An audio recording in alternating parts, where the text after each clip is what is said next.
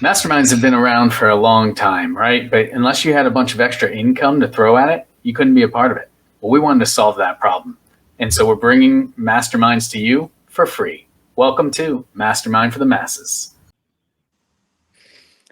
Hey everyone, welcome to this week's episode of Mastermind for the Masses. Happy to have Colby and Shan back. Welcome back, guys. I know you had some conflicts last week, but we still had a great conversation. So if you haven't seen last week's episode, go check it out. Leave us some comments. Let us know how we're doing.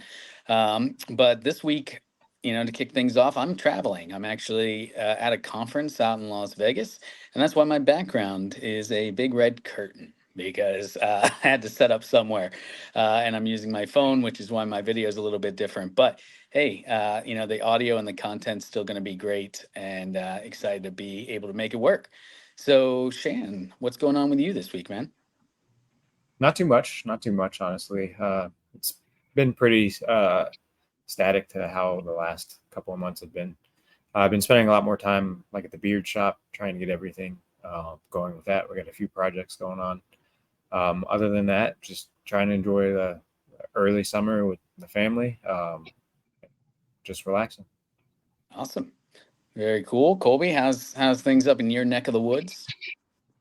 Pretty good. Had some personal stuff to deal with over the weekend, but that's all good now. And then outside of that, just been continuing to study and learn programming a bit more. Been pretty interested in that, doing that. So yeah, that's really been all my interest has been currently in terms of it's new. Very, very cool. Well, since you guys were out last week, I figured I'd throw it to you to see what you want to talk about this week. So, what's on your minds? Yeah. So Colby and I were talking right before you joined in. I think an off the wall topic that would be kind of neat to kind of get each other's perspectives on would be kind of getting an idea on how each of you set your personal and professional goals, and not only how you just set them, but how you perform once they are set, and more importantly, how you release, delinquish, or retire previous goals. So people like us who kind of dabble into a few different things and like to keep it interesting. There's times where you kind of got to let go of something that's important to you to make room for something else. And a lot of people handle this in different ways. So I'd like to get your guys' perspective to like almost like treat it like a scenario where you're 18 again and you're trying to determine what you want to do for a living, what kind of family you want to start, what's important to you professionally and like personally. Yeah. No, it's a great question. Immediately I think back to kind of a LinkedIn article that I posted, probably a few years ago now, but it's something that I've kind of coined as the 5P process, part of the experience leadership programs that I run. But it speaks very much to what you're talking about, because one of those P's is the priority, right? What is most important to you, and what's most important that you're trying to accomplish? And I always thought it was interesting because the Industrial Revolution is when that word was first pluralized, right? Priority was never really intended to be priorities, because you can only have one real focus, right? You're always going to trade off for whatever is most important in your life. So for me, I think establishing what is that key priority has been incredibly helpful for me establishing other goals, because that helps me say, is this moving me towards that intended objective, or is there something, or is it moving me farther away from that intended objective, or is it just neutral? Because if it's neutral or moving me away from it, maybe neutral I might still undertake depending on the reason behind it. But if it's truly moving me in an opposite direction or not furthering my overall end of life objective, right? Because I think you have to begin with the end in mind. There's a great book called Living Forward that I would highly recommend about developing a life plan. And it has you actually start by writing your own eulogy, which I know sounds a little bit morbid, but it's nice because it gets you thinking about, where do I want to be? What is the end, right? Because unless you know where you're going, it's very difficult to prioritize and make those decisions and figure out what's most important unless you know what that objective is. That's my initial thought, right? Is when I'm goal planning, I'm always measuring it against that end goal. And is this moving me towards it, farther away, or like I said, sometimes being neutral? Because if I have to choose between getting closer to my goal or neutral, I'm always going to go with the item that's taking me closer to my goal, and I might let go of the neutral items. So let me clarify your answer just to see like if I'm on the same page as you. So if you were 18 again, right, and you were tasked with trying to figure out, okay, where do I go from here? Would your best advice to your former self be write your own eulogy? Honestly, 18's a difficult one because you're just. I hope no 18-year-olds take offense to this, but you kind of think you know it all, right? Yeah. And as you get older, I think you realize some of those things that aren't as important to you as maybe they were at 18. But yeah, honestly, I think starting with your own eulogy and figuring out where you want to end up is still super helpful, because it's not like once you write it, you can't update it over the years, right? Because I can tell you, mine would have changed numerous times over the years. At 18, I didn't have a wife, I didn't have kids, I didn't even have a career, right? So it was very blank slate. And yes, I could have picked what is it that I want to go after. Yeah. I'll be honest, I was one of those 18-year-olds that kind of drifted. So life kind of put me into a place, and it wasn't until years later that I started guiding what I was doing. But I think honestly, knowing where you want to end up is key. And you see that with kids, successful kids in school, they know what college they want to go for. And so then the objectives and the courses and the things that they do in high school, whether that's diversifying, in their extracurriculars or volunteer hours or whatever, they know that college is looking for. That's kind of their guiding light, because they probably picked a career they want to go into. They know which college is going to help with that. And if it's not a college, that's fine too. They know what they're trying to achieve. But yeah, I think 18-year-old me should have written a eulogy, and Or at least like the chapters when you were 18, right? And yeah, then you can kind of define it the more as you go. I like that because like it answers the question in a sense, right? Like, you want to start a family, you want to establish a profession, maybe be successful, maybe make a certain amount of money. Like, you can kind of set the chapters in place, and you really won't know until you get some experience under your belt, like to fill in the details. But I think that's a really strong like approach towards goal planning and kind of like your process behind how you even picture what you want to do in life. But Yeah. Colby, what about you? So, I mean, I guess for context for the audience, I'm 28. So my 18-year-old life was not very far away as it was in Josh's instance. So I definitely. Hopefully I didn't offend you. Yeah. No, you didn't. And honestly, it resonates a lot with me, because if I could give any advice to my 18-year-old, or I guess it'd be less 18.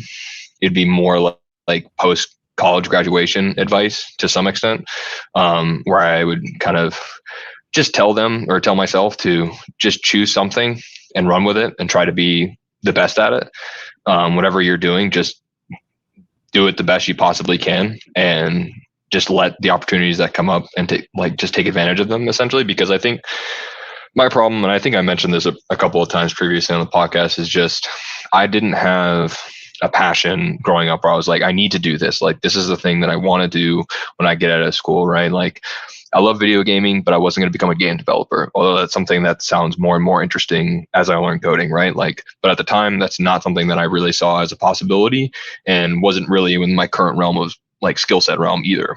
And outside of that, like, there was nothing in school. Like, I was good at certain things in school, but I wasn't like, man, I would love to do this thing in a profession for the rest of my life. Like, I had a really hard time figuring out what to do with that way of thinking, rather than just kind of like at least trying to pick something and making the best out of it and seeing where things go, and then updating based on that. And that's really, I think the problem is that like you're going to feel very lost. And I feel like you just, like you said, Josh, where you kind of, if you don't aim yourself, life kind of just drifts you wherever it will.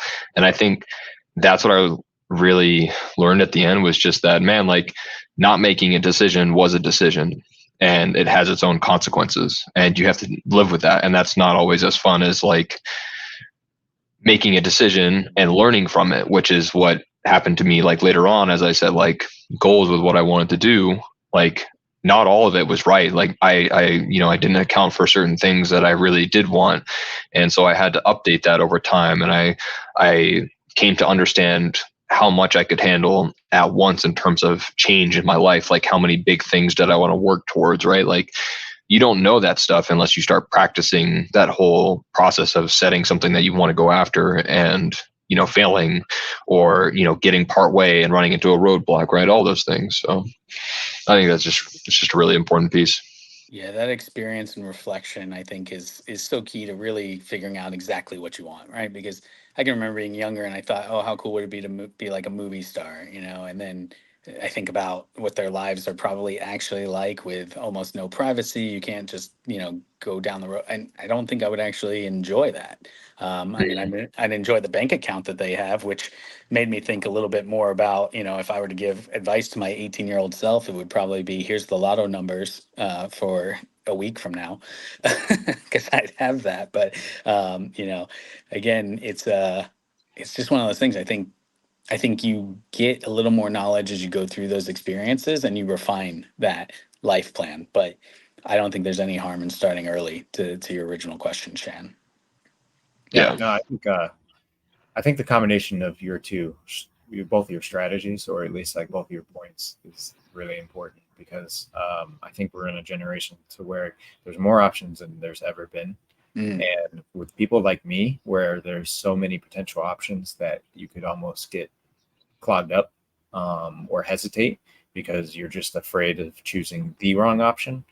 That's an important like factor when it comes to setting your like life goal. So I think a combination of both is really good, right? I like Josh's eulogy scenario to where like maybe you don't know what you want to do professionally, but maybe you want to start a business one day. You're not sure what it is, but you definitely want to start one. And then you also know that you want to start a family as well, right? Like what can you do? Like if you subliminally take that and kind of go through these experiences that Colby was talking about, where like it's important to try a little bit of everything that you can to try to develop that passion. You can go hand in hand and kind of know that like maybe I shouldn't take up this interest I have because it doesn't have a backbone that will lead me to those eulogy subjects, right? Or those eulogy efforts. Like maybe if I go and decide to like become a professional juggler, like that's not really going to completely satisfy me in anything. It'd be cool to do, right? And I think that's the danger of everything is like mastering anything is kind of cool, no matter what it is. But what's really going to set the passion and also get you to that end goal, like building the legacy that you envisioned from day one. And I really bring this topic up because I think it's so important to a lot of people who are kind of like, because of social media, like facing so many opportunities to where they can dive into something and to build their own passion, but they're afraid that the first 2 months, 2 years, or first 2 decades of it might be spent in the wrong place. So that's why I bring this question to you guys, and that's leads to like my next important piece to this is how do you determine when that goal or passion in life should be retired, right? Like how do you determine when you should do something else and make room for something new? Yeah, I mean, great question, right? And I was thinking the same thing. Like, when roadblocks occur, do you allow them to deter you, and is that the best choice, or do you figure a way to fight through them? Because sometimes that is. But again, for me, it really just I have to go back to where am I headed, and is this neutral or detracting or helping, right? And I think juggling was a great example that you put out there, Shan, because a little fun fact for the folks on the pod, I actually taught myself to swallow a sword many years back because I saw it on TV. I thought, hey, that'd be cool. Right after they put on the disclaimer, don't try this at home, I said, clearly not meant for me. So I tried it at home and I was successful, right? And I taught myself how to do it. I have not done it in years because why? I mean, honestly, if based on what I'm trying to accomplish in life, there's no real value. I mean, I was a younger guy then, and I had this chip on my shoulder with needing to prove myself to the world, I guess. And I was like, oh, that's something not many people can do. That'll check the box, right? And I think I've gotten away from that as time has progressed. Now, if I see sword swallowing on TV, I don't go like, oh, I need to pick up that skill. Because again, there's in my line of work, in what I'm trying to accomplish in life, there's no value. Now, if you're trying to be a professional showman and sword swallowing is part of your act, good on you, right? That could be super valuable to your career objectives and what you want to do in life.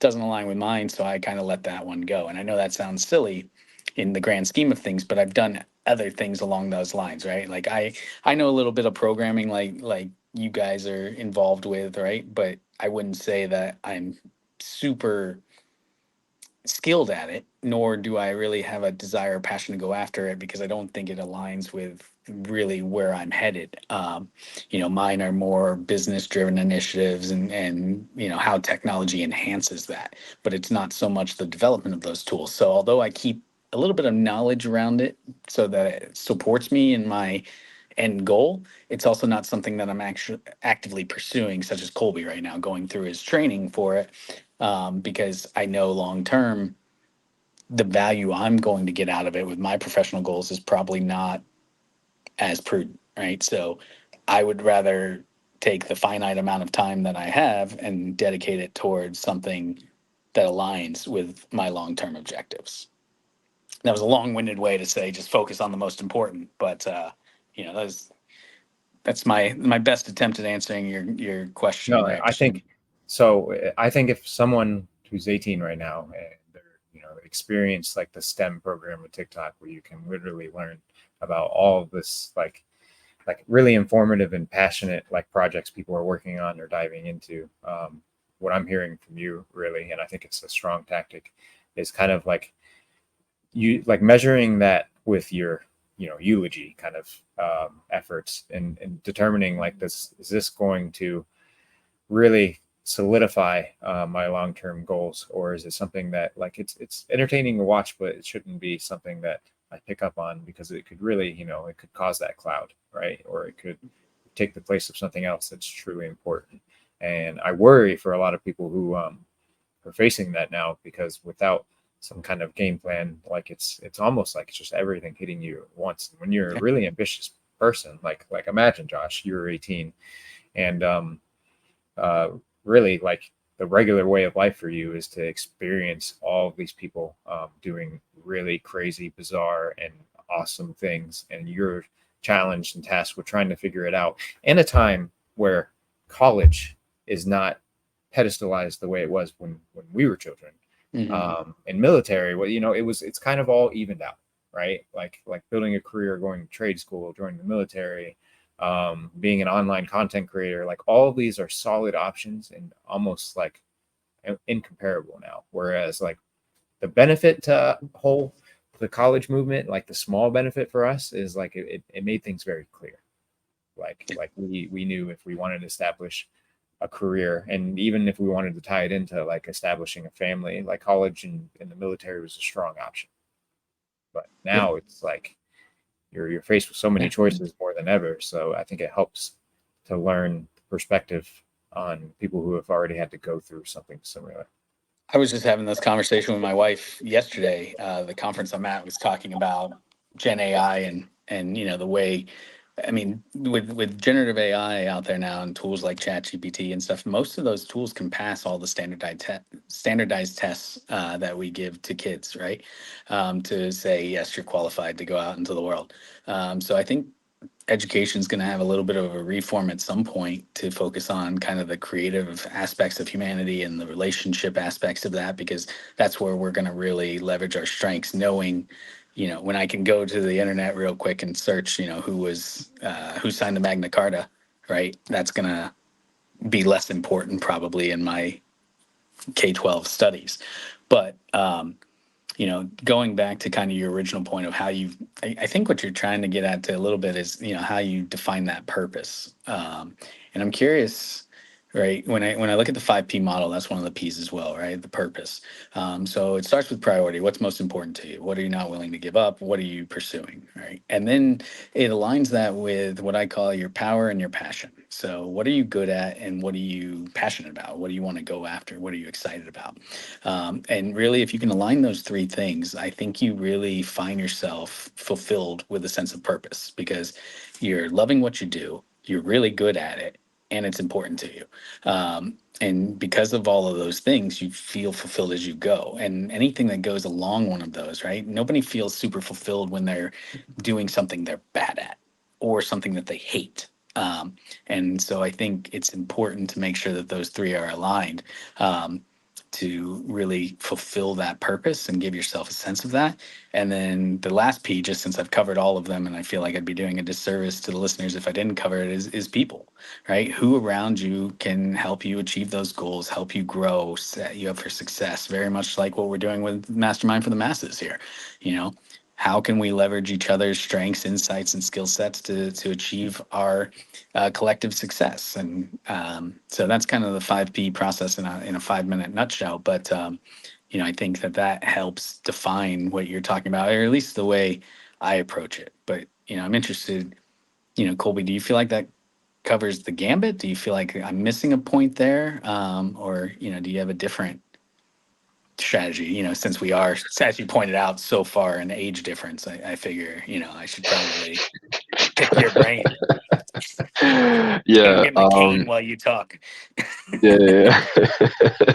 I know, I do think that it does outline it very well. And I still think like that way of thinking about it, and you know, maybe planning out that method can be helpful for someone if they're in a mind space where they can listen to this, digest it, and really take action on it. And I think the problem is that when you're younger, you hear a lot of stuff and you hear a lot of conflicting information, and you're not sure who to trust or what to do. And so I think that, to Shan's point, with so many options and all of them sound compelling by people who are very confident in what they have to say, makes it very confusing. So I do think like that's an initial barrier. But honestly, I think for me, I'm actually just going to provide a story from like my own life. And I think it helps to illustrate how I approached making a decision and the things that I considered, you know, kind of going into school, coming out of school, and like kind of like my initial career trajectory and what happened. Just because I feel like it kind of goes through what made my initial decisions and why I came to that conclusion, and how I reflected on it and made changes later on. Because I feel like that to me is, I guess, well, it won't be as succinct of a explanation of what you can do, but maybe some pieces of it will resonate more with the audience, just like hearing like an actual real life story about it. So basically, when I was in high school, I was not like a, you know, straight A student. I would get A's and B's. I think I got a couple of C's. I think one semester specifically, I was going through some mental stuff and some stuff going on in my life, and I think I like got a bunch of D's and F that semester. But outside of that, like I still graduated with a like 3.2 or something like that. Like it wasn't terrible, it wasn't stellar, nothing that like would really impress a college. I didn't do extracurriculars, I didn't play sports. I sat in my room, then I gamed, and I hung out with my friends, and I was just a normal kid, right? So going into college, I was able to get accepted to the University of South Florida in St. Petersburg campus. You know, it's not a super prestigious university. You know, it's not gonna, no one's gonna look at that university when you graduate and they're gonna be like, damn, that kid knows what's up. Like he's like, just by nature of how prestigious his university is, like he'll be set, right? Wasn't a case like that. And honestly, I had no clue what to do when I got there. Either my parents graduated from college, my brother was 5 years older than me, did go, had similar issues, and still didn't really know what to think about at the end. And so yeah, so like when I went in, I was just like, well, while I'm here, I'm going to make sure that like whatever I do, I'm going to do it really well. So I don't care what the degree is. I'm just going to pick something. I'm going to do really good at it. And I'm just going to figure it out once I graduate, because I just legitimately had no clue. And I was just like, well, people are telling me that you can get a degree and get kind of a job as long as you have one. So it's like, as long as I'm good at what I do, I'm sure I can figure it out and make a living. So it was kind of just like that basic. And I was just like, there's too much complexity going on for me to fully understand it now. But to me, I've always understood that the people who try and do really well at the things that they do are successful for the most part in anything. And so I graduated school. I did way better in college than I did in high school. Graduated, I think it's magna cum laude, which is like 3.8 or like 3.9 or something. I can't exactly remember. But I did really well, and I got a history degree. But even then, like, a history degree is not like a super translatable degree that you can treat as a trade, right? Like, you can become a teacher, you can get a doctorate in it and become a professor. You can work at a library, you can work in museums, but it's nothing that I actually really wanted to do, right? It was kind of like, you could say it was kind of like a waste. Now, I definitely feel like I got my money's worth just because of the sort of intangible skills that it helped me to develop while I got my degree. But I didn't like have anything directly translatable into a job that's like one-to-one, right? So I was like, man, like, what do I do now? And so I just started applying to any job that wouldn't require a like specific degree. Like, as long as it just like had a degree, I just applied to it. And just because I was like, I just need to make a paycheck, right? Because like at the time I'm just thinking, I just need to get started somewhere, make money, and then I'll figure out how to move up from there. Like, I don't care what it is. And that's what I did. So I worked at a company called Ryder and worked at a truck rental location, like renting out trucks to people and like managing the branch location, right? And then once I got there, I just, did well. I asked my supervisor like what I could do to do more, and just always trying to do the best that I could while trying to do like anything else that they could add to my plate, just to try and, move up the chain, so to speak. And that led into a sales opportunity that I took. And that's where things like, this is a part of the story where it's like things really came crashing, because I got stuck into a place that, like, financially I was okay, but I was stuck in a place where I hated what I was doing. I didn't really enjoy the people that I was working with. And, I was away from my family and friends, and just kind of like in a really bad spot. And I had to take that time to reflect and be like, all right, like, how did I get here, and what do I need to do to get to a better place, right? Because my motivations and what I was doing previously was just have a consistent stream of income and a career that I can reliably stay in and progress in without fear of being out of a job with no skills that are hireable in maybe another profession, right? That was kind of like my worry. Is just, I read a book, it's called Be So Good They Can't Ignore You, or something like that. And the gist of it was like, if you're really good at something, you can get hired anywhere, to do anything really. And that's kind of the logic I was using. And yeah, I talked to my brother at the time, and he kind of recommended going like the tech route and getting a certification and going that route of things. And because at the time I was just thinking like, man, like, I'm in a profession now, I've had all this experience where, I'm in sales, or I'm in like kind of customer service stuff. And I've noticed that like, I don't like selling things to people. Like, it's not, at least what I was doing, it was just not my forte. And I was just like, I want to be somewhere where I can perform an action that has a direct consequence immediately. Like, it's not like way down the line like sales is. And so I can like more clearly see like input output and the correlation between the two. I just realized that like, I personally like that. I don't like not it like being vague as to whether or not I'm doing a good job. Like, I want to actually physically see that I'm doing a good job. Like, put in A, get B every single time, right? And if it doesn't work, you can figure out why and what happened. So I guess for me, like, that process of kind of being very vague and like not really knowing where to go or what to do with my life, but at least just starting with, well, I need to make money. And, what's an easy way to, or not easy way, but what's like a pretty straightforward way to do that. And then it wasn't until I actually had a couple of years working where I finally started to learn who I was in a work environment and what I wanted to do, right? Like, I had jobs in high school and college, but they don't really teach you the sort of like full-time nature of it, in the sense where like you really start to recognize, I'm going to be doing this for the rest of my life, right? And you're like, what sort of work environment do I actually want to be in? What things do I want to work on a day-to-day basis? Like, you don't really think about that or get that perspective until you're doing it. So at least for me, that like first couple of years out of school working, it allowed me to, at least when I made my next set of changes, like at least have more information and things to consider before I transitioned. Yeah, I want to thank you for sharing that story, Colby, because I think in a roundabout way, you kind of exemplified exactly what I was talking about with the 5P model, right? Your priority initially was just get a paycheck. And you used your strengths and your power there to really excel in those roles. But what you ultimately found is that it wasn't your passion.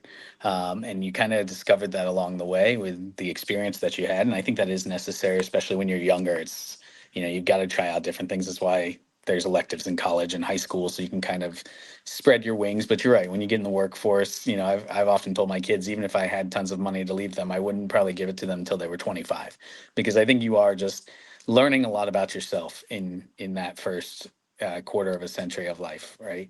Yep. But if your priorities shifted, you realized, okay, now I want to feel fulfilled more. I want to be in a good working environment. This is what I want for longevity in my life. And you figured out kind of what you were passionate about and align that with still your powers, right? And because of that, and you're still doing that. It's still a refining work, and I think it's a refining work throughout our entire course of our life. And I think that's where the reflection piece becomes so important.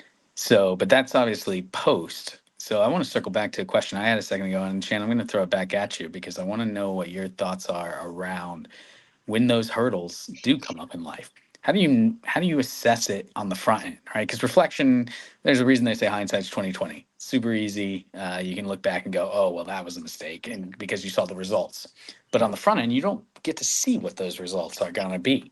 So how do you know which hurdles to allow you to divert you versus which hurdles you should try to overcome or break through?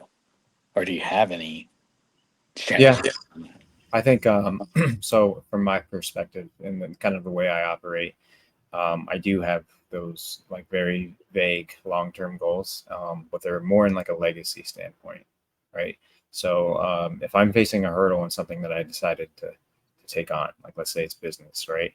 I genuinely try to operate from like where my ego is just completely away from me, and I'm able to kind of question and ask myself, like, okay, does this really like define that legacy you're talking about, right? Like if it's business wise, like if it's something that's slightly detrimental and it's become something that it's going to take some work, but like the end goal is clear or like the outcome is clear. It comes more of a factor for me, like failure will harm your legacy, right? Like the only way you can fail if you're facing a hurdle that is something that is building your legacy, or what you define as your legacy, is you quit, like literally as if you quit. So it becomes a little bit easier for me to determine like, okay, what is so much of a problem that I should just not do it, or what is just a small hurdle in my end goal.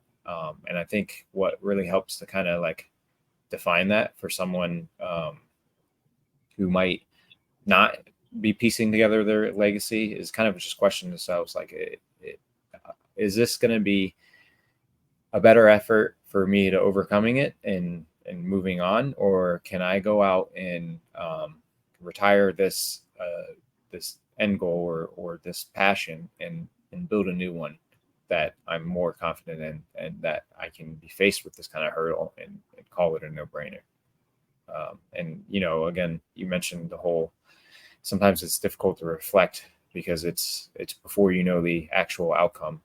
Well, I mean, that's true, but that's kind of an excuse as well, right? Like if it's starting a business, right, and it's something that you're passionate about, that hurdle really is just a small roadblock. It's or it can be a small roadblock. It really determines how you want to look at the outcome. But if it's something that you've decided you want to try out and see if you have a passion behind it, but the effort to get past it will be such a daunting chore that you really don't even know what you're going to do once you get past it, because you're just not, you're not entirely passionate about it, and you're not really feeling the energy from it. I mean, that for me is how I would determine when something's like ready to just be given up on, or something that should be looked more as like an opportunity. I know it might not completely answer your question, but it constantly runs through my mind whenever I'm faced with any kind of like challenge. Yeah, to add on to that, I would say, like, to me, the difference between a roadblock and pushing or like it actually being something that you need to like sort of discard with or like, put to the side is, at least for me, it's always been like thinking about, yeah, this sucks, just like a roadblock and like being in a situation where you should actually put something away or like, not make it a goal or priority anymore. You're always going to be a situation where I feel like it's something is sucking really bad and you're not really enjoying what's happening. Like there's some level of discomfort or not enjoying it.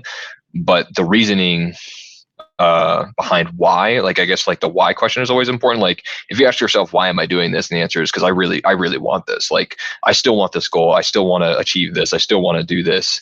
Then like, it's just a roadblock and you just need to figure out how to get through, and that there is a way through. You just don't know it yet, rather than like, this is a drag.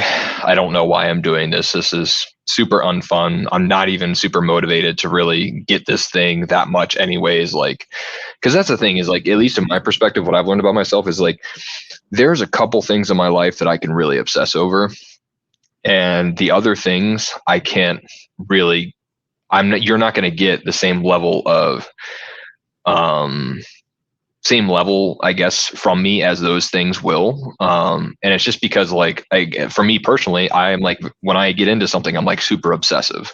So like, even like when I'm like daydreaming, I'm thinking about that thing, right? Like literally, like I could think about one thing all day. Like that's how my brain works. And so it's just one of those things where it's like, yeah, if I read something where I'm just like, yeah, I'm not really interested in this. I got these two other things that I'm really working on that I care way more about. Like, this is becoming a distraction. I feel like that's, at least for me, a little bit an easier way of determining one from the other. When you guys are looking at those roadblocks that occur, right? Because to kind of Shan's point a minute ago about the perception of the roadblock, some people might see it as a small bump. Some might see it as this massive mountain to overcome.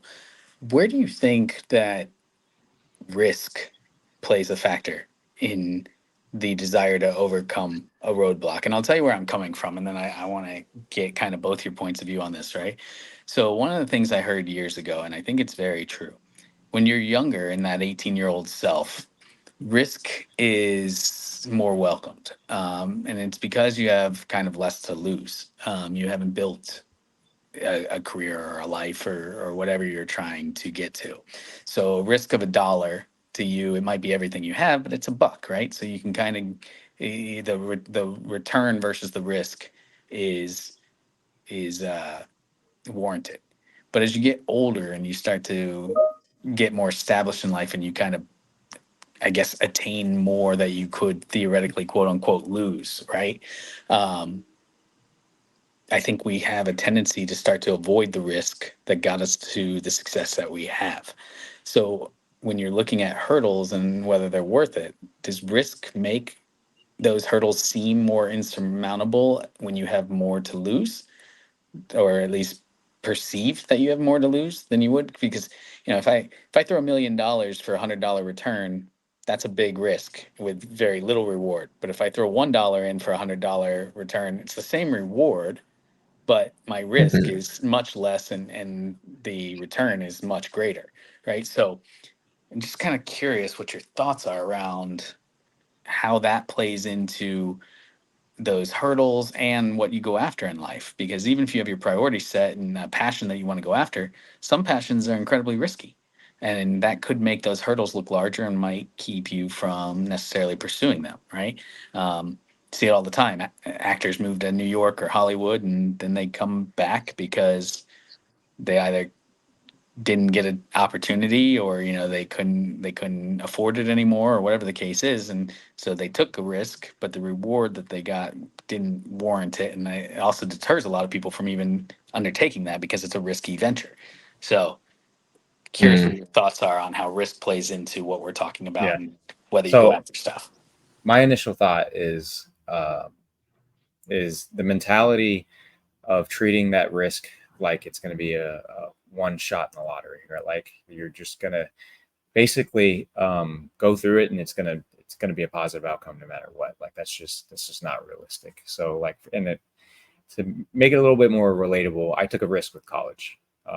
I went for a degree. I'm a software engineer now, and I did not get a degree in that field at all. So I would consider that a risk because it cost me money to attend the university. It cost me time out of my life.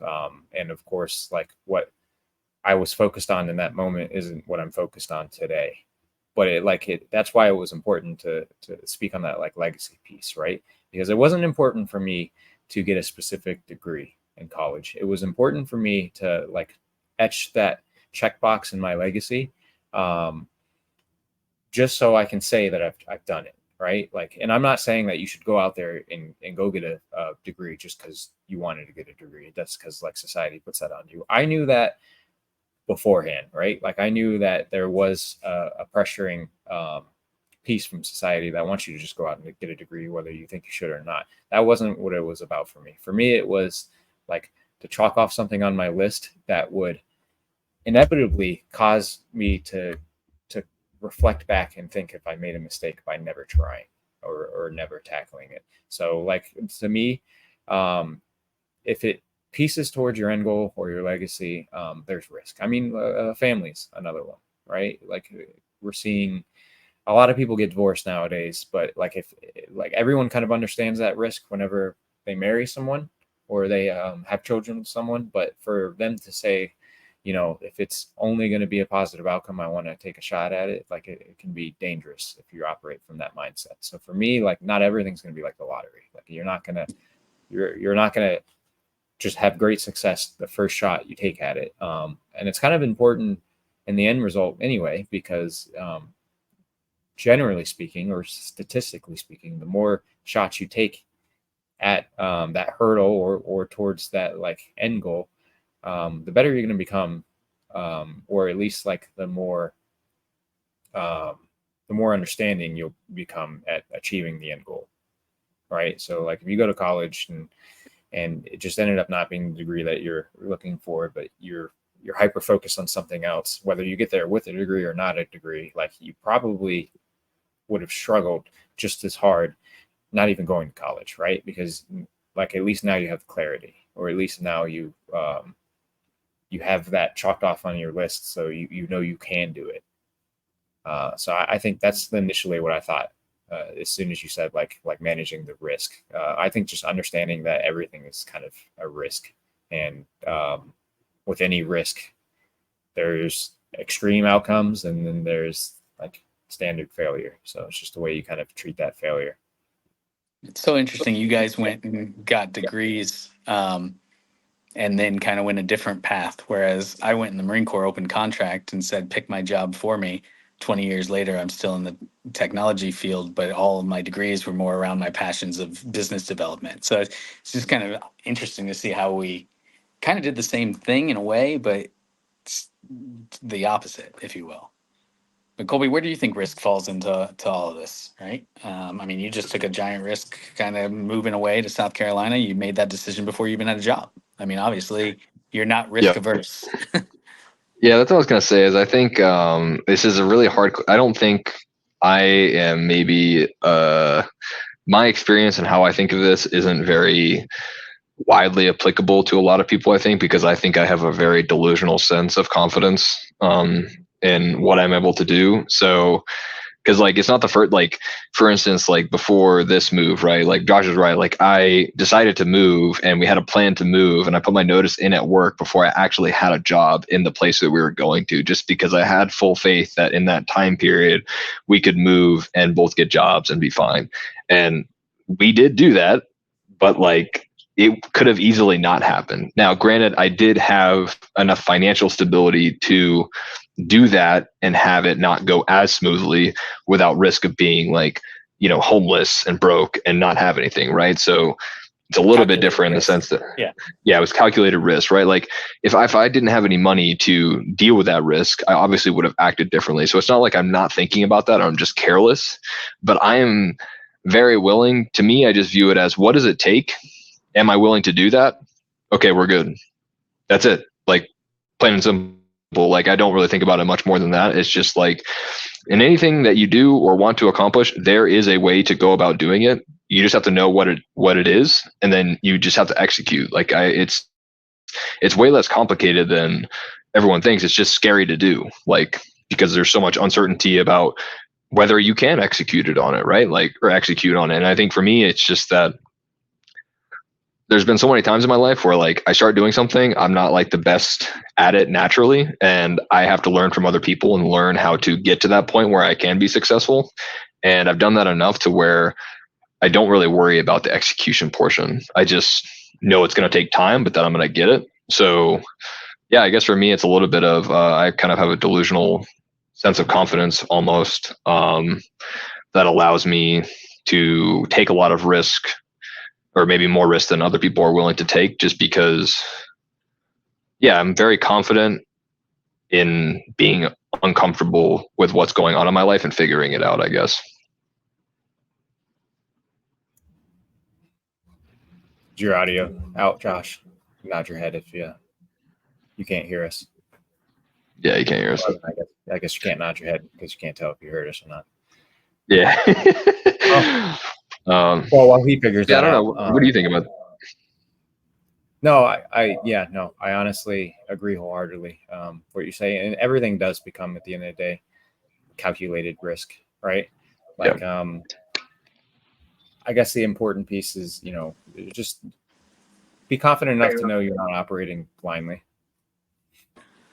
Yeah, exactly. Like you can't be too ridiculous about what you're doing with your life. You have to be smart. Like, you want to avoid like absolute failures where you're out of money, you don't have a place to live, like those sorts of things, right? But like, if you're worried about, oh, I need to make new friends, and oh, I need to like find a new place to live, and I need to find a new job, like, yeah, those things are all hard to do and uncomfortable to do, but it's not like you're not at, as long as you have like financial stability, you're not at risk of losing everything. And obviously, like, it's a little bit different for me too, right? Because it's just me and my fiance. Like, we don't have kids, we didn't even have a home in Florida. Like, were renting, so it's like it's very different life circumstances. But I wanted to like share that anyways, just because obviously there's a lot of younger folks like myself who aren't really tied down with more I don't know what the word is, but more obligations that I guess complicate things tremendously more than just two people like living together, right? Like it's a bit different. And I think this is the time where you should be willing to take risks with your life, because to your point, Josh, like, it is different when you're investing $1 million and getting 100 back versus wanting to get 100 back. And that's the stage I'm at in my life, is that I can make more severe changes that only impact myself. So I'm only offering $1 up, so to speak, but the returns are obviously so much more in terms of what I can get back from it. So. Yeah, no, that's brilliant. And I appreciate you guys being so candid and sharing all these stories today, because it does help kind of connect everything. I think we're kind of at that time where final thoughts and wrapping things up. And, I love the conversation today. We went from, purpose and figuring out how to continue to drive towards the goals in your life and overcome obstacles and risks. And I mean, ultimately, I think it comes down to evaluating the things the options you have in front of you, making your best choice, moving forward with confidence, reflecting on the outcomes of those choices, and then either reinforcing or adjusting your method moving forward, right? And I think it's perfectly fine for those priorities and passions and even your strengths to change over time. Colby, with your development skills, your strengths are going to change. You're going to get stronger in that area. And now that gives you kind of a new potential avenue if your priorities shift, right? Or your passion changes. So I think this was a very good conversation for really addressing how do you overcome the obstacles and know what to pursue, and maybe understand when to kind of give up some of those pursuits if they no longer align with those areas. Yeah, absolutely. I think for my final thoughts, it would just be make the most of your opportunities that you're given in life, especially early on in your life, especially if you're the type of person that doesn't already know really what they want to do with everything and you're more lost like kind of I was. There's going to be opportunities. You just have to be perceptive enough to recognize that they're right in front of you, and you have to like make the absolute most of them when you get them. And I think a lot of people miss out on that because they're not paying close enough attention and really looking for them. But even if you were like me and you don't really know what you want to do, it's kind of like in sports, how if like you're ready for the play, like you're in a position to, make the catch or, hit the ball or whatever sort of sports analogy you want to make, right? Like you can do it, right? But if you're not even prepared to start with, like you stand no chance, right? Like then it's just pure luck. So at least be prepared and ready to field an opportunity when it comes your way. And just make the most of it when you get it. I'm sure, great things will happen. Awesome. Shan, you started us off, man. Wrap us up. What final thoughts you got for us? Yeah, no, my final thoughts would be more, so I'd never give advice on this because I wouldn't feel, there's so many different ways to approach this topic. But what I would do, and the reason I asked this question is I think that there's so many younger people out there who know that they want to do something great. They don't know what it's going to be. And it's a more confusing time than ever to kind of set those priorities. And I take it back to what Josh initially said, like priority used to be just a singular version of the word, because now that we have the opportunity to see all of these different avenues where you can become an expert or passionate about something, it can really cause a lot of brain fog. So if I were to go back and I would be 18 this time around, right? Like if I was 18 in 2024, I think initially what I would tell myself is set that legacy, right? Like create that high, that very broad eulogy. That way you can kind of start approaching life with taking shot at new experiences and developing passions, right? Like don't be afraid to try out something, because a lot of the times you'll face the end result of someone mastering it, which you won't see like what it might involve with like learning it for 2 months, right? Or like, learning to play the guitar for a month at a time and seeing where you go and seeing how you feel after that. Or like starting a business and giving up after year one because you realize it's not something that you want to do and that you're more like career oriented. I would strongly encourage myself to just not be afraid to jump it, right? Just start. Especially if there's no heavily calculated risk and it's just something that takes time. I think a lot of people with like the way Instagram's going, the way TikTok is facing, is a lot of people think they need to be passionate and well skilled in like one avenue by the time they're 20 or by the time they're 25 or 30, and they absolutely know what it is, because we get confused when we see someone who like knew that they wanted to act by age 22 and they were passionate about that since they were 10, right?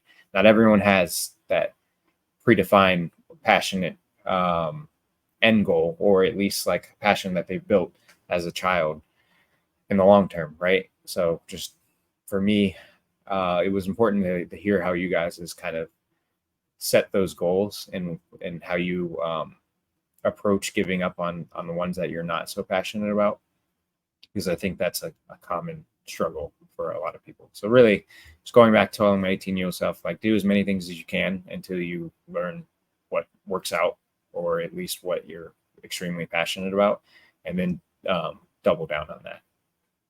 Yeah. And the perception sometimes doesn't match the reality, right? Like I was talking about with my Hollywood fantasy earlier, I'm sure it probably would, the reality would not have been what my 10-year-old self was thinking it would have been, right? Based on that perception. Right. But I think, again, great conversation today. Appreciate your guys' time. And really, we want to hear from you. So I'd love to know in the comments, what are your priorities? What are your passions? Or, what do you think you want to hear us talk about next? We do this show for all of you, our listeners. And so tell us what you want to hear, because we will produce that. Possibly even invite you on, depending on what topic you throw out there, and have you join us on Mastermind for the Masses.